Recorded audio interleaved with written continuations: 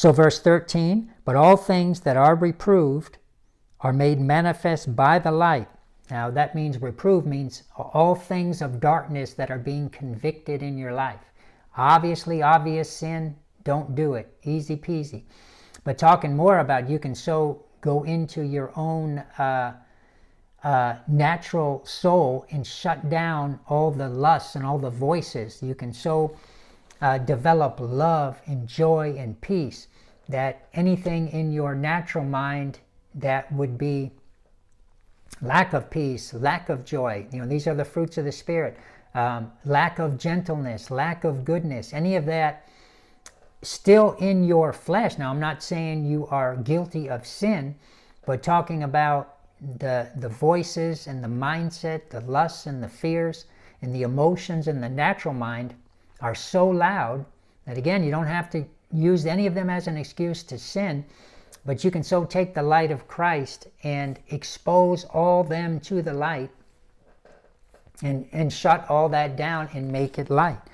So verse 13, but all things that are reproved are made manifest by the light, for whatsoever doth make manifest is light. That's a little bit confusing in King James. They have translated whatsoever doth make manifest in an active sense, but it's to be understood passively. You can go to your interlinears and lexicons, your Greek dictionaries, and you can find out the parsing on this. Don't take my word for it. You can always follow me up and study. So how that is better said is not whatever does make manifest is light. What it means is whatever is made manifest is light. So what he's saying in this verse is all things that are convicted, they're convicted by the light. The light is exposed on the darkness and convicts them. And then it says, whatsoever is made manifest by the light becomes light. Why? Because number one, you didn't do the sin, so you made it light. Number two, if it's just something going on in your natural mind, say it's a lack of love, a lack of joy, a lack of peace, that you can so by the light expose that to the light and then make it light. The same way in John 3.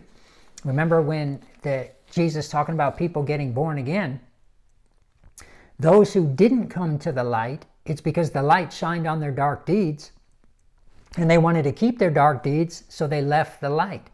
But if you got born again like you and I did, right? If we accepted Christ and got born again, we came to the light with our dark deeds, all our dark sins of who we are as a fallen Adamic person.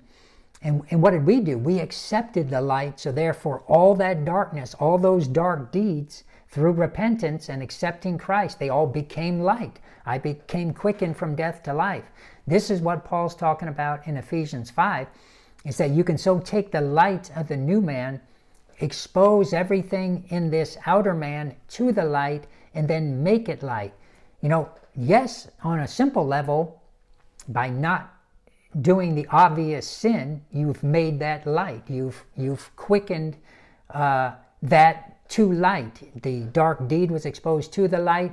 You didn't do the deed, so therefore that dark deed became light. Light came forward. But even more intimately, it's talking about going into the natural body and so reducing it down to a quiet thought. Again, you don't have to have the temptation of unforgiveness to rage in your life. You don't have to have lust to always shouting louder and louder to try to get you to do something. Now, even if it is loud, you don't have the excuse to do it because you've been set free from sin. But do yourself a favor and shut up all that darkness. Make it light by so bringing forward the new man that you reduce the old man down to a little thought. You keep it under subjection.